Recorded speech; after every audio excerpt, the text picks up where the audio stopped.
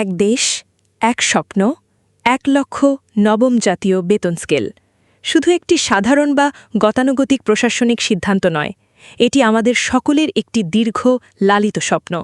প্রিয় সরকারি চাকুরিজীবী ভাই ও বোনেরা, আজকের সকালের আপডেট নিউজে আপনাদের স্বাগতম। যারা আমাদের চ্যানেলে নতুন তারা এখনই চ্যানেলটি সাবস্ক্রাইব করুন। আর হ্যাঁ, অবশ্যই কমেন্ট করে জানাবেন আপনারা কে কোন জেলা থেকে আমাদের ভিডিওটি দেখছেন। তবে চলুন কথা না বাড়িয়ে আজকের সর্বশেষ সংবাদটি জেনে নিন। এটি লক্ষ লক্ষ সরকারি কর্মচারীদের স্বপ্ন, জীবন সায়ান্নে দাঁড়িয়ে থাকা সম্মানিত পেনশনভোগীদের স্বপ্ন এবং সর্বোপরি একটি বৈষম্যহীন ও উন্নত বাংলাদেশের স্বপ্ন। আজকের এই বিশেষ এবং অত্যন্ত তাৎপর্যপূর্ণ প্রতিবেদনে আমরা গভীরভাবে বিশ্লেষণ করে দেখব কিভাবে আমরা সবাই মিলে কাঁধে কাঁধ মিলিয়ে এই বিশাল স্বপ্নটিকে বাস্তব রূপ দিতে পারি। প্রথমেই আমাদের সবাইকে খুব পরিষ্কারভাবে বুঝতে হবে যে আমরা সবাই এই রাষ্ট্রের একই নৌকার যাত্রী। এই দেশের কর্মচারী, সরকার এবং সাধারণ জনগণ সবাই একে অপরের সাথে গভীরভাবে যুক্ত। এখানে একজনের ক্ষতি মানে সবার ক্ষতি এবং একজনের লাভ মানে সমগ্র রাষ্ট্রের লাভ। তাই আমাদের সবাইকে একটি অভিন্ন লক্ষ্য নিয়ে একসাথে কাজ করতে হবে। মাননীয় প্রধানমন্ত্রী তারেক রহমান এবং প্রধান উপদেষ্টা যে সুস্পষ্ট ঘোষণা দিয়েছেন সেটা অবশ্যই একটি অত্যন্ত ইতিবাচক শুরু।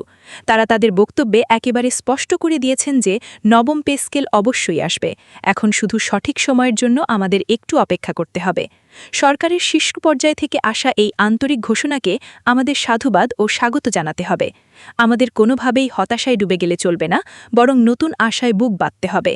কারণ হতাশা কখনোই কোনো সমস্যার সমাধান বয়ে আনে না, বরং এটি নিজেই একটি বড় সমস্যা তৈরি করে। আশাই হচ্ছে সামনে এগিয়ে যাওয়ার একমাত্র পথ। দেশের লক্ষ লক্ষ সরকারি কর্মচারীদের প্রতি আমাদের বিনীত আবেদন, আপনারা একটু ধৈর্য ধরুন। আমরা খুব ভালো করেই জানি যে আপনারা বর্তমানে কতটা চরম আর্থিক কষ্টের মধ্য দিয়ে দিন পার করছেন। বর্তমানের এই আকাশছোঁয়া বাজার মূল্যে পুরনো বেতনের সংসার চালানো যে কতটা কঠিন এবং অমানবিক সেটা আর নতুন করে বলার কিছু নেই। বিশেষ করে ১১ থেকে ২০তম গ্রেডের কর্মচারীরা মাসের অর্ধেক পার হতেই যে নিদারুণ শূন্যতার মুখোমুখি হন তা ভাষায় প্রকাশ করা কঠিন। কিন্তু আপনাদের মনে রাখতে হবে যে সূর্যোদয়ের ঠিক আগের মুহূর্তের অন্ধকারটাই সবচেয়ে বেশি ঘন এবং ভীতিজনক হয়। আপনাদের জীবনের সেই নতুন সূর্যোদয় খুব দ্রুতই আসছে। আগামী নির্বাচন পর্যন্ত আমাদের সবাইকে একটু ধৈর্য সহকারে অপেক্ষা করতে হবে। হ্যাঁ, আমরা স্বীকার করছি যে এই অপেক্ষা করাটা অত্যন্ত কঠিন একটি কাজ, কিন্তু এটি কোনোভাবেই অসম্ভব কিছু নয়। আমাদের এই স্বাধীন দেশের মানুষ অতীতে এর চেয়েও অনেক বেশি কঠিন পরিস্থিতি সাহসিকতার সাথে মোকাবেলা করেছে। আমরা মহান মুক্তিযুদ্ধে জয়ী হয়েছি, আমরা ভয়াবহ সব প্রাকৃতিক দুর্যোগকে হার মানিয়েছি। তাই একটি সুন্দর ভবিষ্যতের জন্য এই কয়েক মাসের অপেক্ষাও আমরা খুব সহজেই জয় করতে পারব। এবং আপনাদের আমরা এইটুকু নিশ্চিত করে বলতে পারি যে আপনাদের এই দীর্ঘ এবং কষ্টের অপেক্ষা কখনোই বৃথা যাবে না। কারণ আগামী ১ জুলাই ২০২৬ থেকে বা তার পরবর্তী সময়ে যে নতুন ব্যবস্থাটি আসতে যাচ্ছে তা হবে অত্যন্ত টেকসই। এটি হবে দীর্ঘমেয়াদী একটি সমাধান যা আপনাদের দৈনন্দিন জীবনকে পুরোপুরি বদলে দেওয়ার মতো ক্ষমতা রাখে। আমাদের দেশের সম্মানিত পেনশনভোগীদের প্রতি আমাদের একটি বিশেষ এবং আবেগময় আবেদন রয়েছে। আপনারা হলেন আমাদের সমাজের এবং রাষ্ট্রের সবচেয়ে সম্মানিত অভিভাবক। আপনারা আপনাদের জীবনের সোনালী সময়গুলো এবং তারুণ্যের সবটুকু শক্তি দিয়ে সারা জীবন এই দেশের সেবা করে গেছেন। এখন জীবনের এই শেষ বেলায় এসে আপনাদের সেই সেবার প্রতিদান পাওয়ার পালা। আমরা দৃঢ়ভাবে আশা করি যে বর্তমান সরকার আপনাদের জন্য একটি অত্যন্ত বিশেষ এবং সম্মানজনক ব্যবস্থা গ্রহণ করবে। সরকার অবশ্যই আপনাদের বর্তমান বয়স, আপনাদের শারীরিক অসুস্থতা এবং ঔষধের বাড়তি খরচের বিষয়টি অত্যন্ত মানবিক দৃষ্টিকোণ থেকে বিবেচনা করবে। শতভাগ পেনশন সমর্পণের যে দাবি উঠেছে সেটি নিয়েও সরকার ইতিবাচক চিন্তা করবে বলে আমরা বিশ্বাস করি। আর আপনাদের প্রতি আমাদের বিনীত অনুরোধ, আপনারাও কোনো অবস্থাতেই নিজেদের আশা হারাবেন না। আপনারা যে স্বাধীন দেশের জন্য এত বছর ধরে নিরলস কাজ করেছেন, সেই দেশ এবং এই দেশের সাধারণ মানুষ আপনাদের অবদানকে কখনোই ভুলবে না। রাষ্ট্র আপনাদের সেই দীর্ঘ ত্যাগকে অবশ্যই মনে রাখবে এবং আপনাদের সেই হারানো আর্থিক মর্যাদা পুনরায় সসম্মানে ফিরিয়ে দেবে। বর্তমান সরকারের প্রতিও আমাদের একটি অত্যন্ত জরুরি এবং সময় উপযোগী আহ্বান রয়েছে। আপনারা রাষ্ট্রের এই লক্ষ লক্ষ কর্মচারীদের প্রতি আরও বেশি দায়িত্বশীল হন। কর্মচারীরা আপনাদের উপর যে অগাধ আস্থা রেখেছে, দয়া করে সেই আস্থার মর্যাদা রক্ষা করুন। আপনারা তাদের জীবনমান উন্নয়নের যে প্রতিশ্রুতি দিয়েছেন তা যে কোনো মূল্যে পালন করুন। কারণ একবার প্রতিশ্রুতি ভঙ্গ হলে মানুষের মনের ভেতরের বিশ্বাস আর আস্থা চিরতরে ভেঙে যায়। আর দেশের মানুষের আস্থা ভাঙলে একটি দেশ কখনোই সামনের দিকে এগোতে পারে না। নির্বাচনের পর বা নতুন অর্থবছরের শুরু থেকে পে স্কেল বাস্তবায়ন করার যে নীতিগত সিদ্ধান্ত নিয়েছেন সেটি অবশ্যই একটি যৌক্তিক এবং দীর্ঘমেয়াদী চিন্তার ফসল। আগামী বাজেটে এই খাতে যে বড় অঙ্কের বরাদ্দের কথা শোনা যাচ্ছে সেটিও আশাবাজক, কিন্তু এই অন্তর্বর্তীকালীন সময়ের মধ্যে সাধারণ কর্মচারীদের যে অবর্ণনীয় কষ্ট হচ্ছে সেটি লাঘব করার জন্য আপনাদের কিছু কার্যকরী পদক্ষেপ নিতে হবে। তাদের কিছু তাৎক্ষণিক আর্থিক স্বস্তি দিন এবং পুরো প্রক্রিয়ার মধ্যে একটি শতভাগ স্বচ্ছতা বজায় রাখুন। আপনারা নিয়মিতভাবে সঠিক তথ্য দিয়ে তাদের আপডেট জানান। বর্তমান পুনর্গঠিত পে কমিশন বা সচিব কমিটি কী নিয়ে কাজ করছে, তারা তাদের সুপারিশ প্রণয়নে ঠিক কতদূর এগিয়েছে, এই সব কিছু নিয়মিতভাবে বুলেটিন আকারে বা সংবাদ সম্মেলনের মাধ্যমে দেশবাসীকে জানান। এতে করে সাধারণ কর্মচারীদের মনে সরকারের প্রতি বিশ্বাস এবং আস্থা বহুগুণে বাড়বে। দেশের সাধারণ জনগণের প্রতি আমাদের একটি বিশেষ আবেদন রয়েছে। আপনারা সবসময় সরকারি কর্মচারীদের এই ন্যায্য দাবির প্রতি আপনাদের সমর্থন অব্যাহত রাখুন।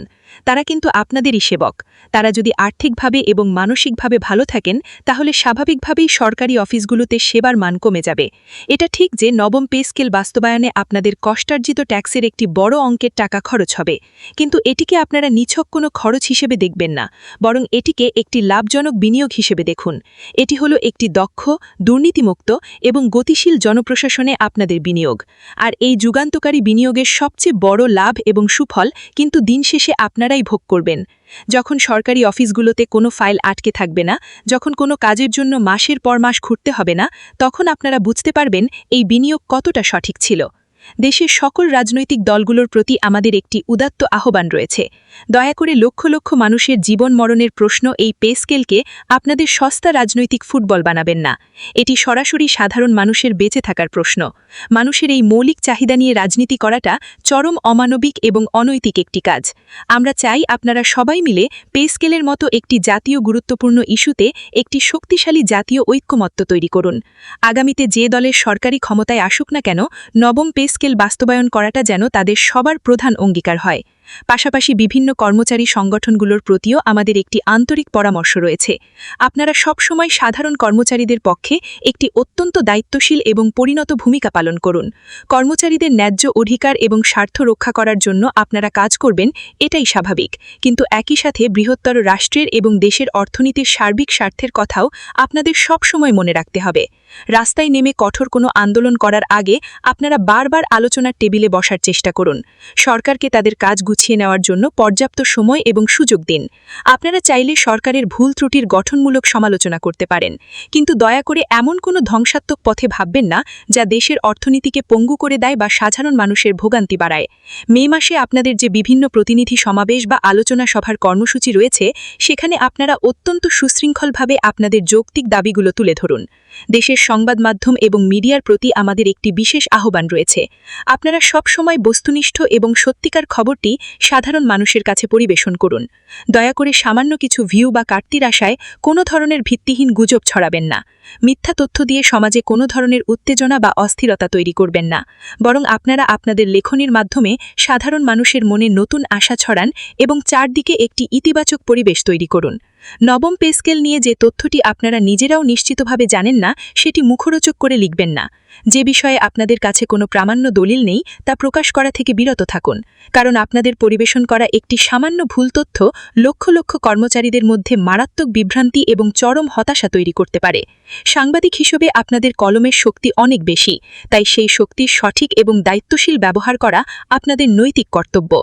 এখন আসুন আমরা সবাই মিলে একটু চোখ বন্ধ করে সেই সুন্দর দিনটির কথা কল্পনা করি। ধরুন আগামী নির্বাচন সুষ্ঠুভাবে সম্পন্ন হয়েছে, দেশে একটি নতুন নির্বাচিত সরকার এসেছে এবং সব অপেক্ষার অবসান ঘটিয়ে বহু কাঙ্ক্ষিত নবম পে স্কেল আনুষ্ঠানিকভাবে ঘোষণা করা হয়েছে। কর্মচারীরা তাদের নতুন বর্ধিত স্কেলে প্রথম মাসের বেতন নিজেদের হাতে পাচ্ছেন। একটু ভাবুন তো, সেদিন চারপাশের পরিবেশটা ঠিক কেমন হবে? সেদিন হবে গোটা দেশের জন্য একটি উৎসবের দিন, সীমাহীন আনন্দের দিন। বাংলাদেশের প্রতিটি সরকারি অফিসে সেদিন আনন্দের বন্যা বয়ে যাবে। প্রতিটি কর্মচারীর মুখে তৃপ্তির এক অনাবিল হাসি ফুটবে। শুধু অফিসেই নয়, প্রতিটি কর্মচারীর পরিবারে এবং ঘরে ঘরে সেদিন এক পরম স্বস্তি নেমে আসবে। ভিডিওটি খুবই জরুরি, তাই দয়া করে সবার সাথে ভিডিওটি শেয়ার করতে ভুলবেন না। আর নতুন ভিডিও আপডেট পেতে এখনই চ্যানেলটি সাবস্ক্রাইব করুন।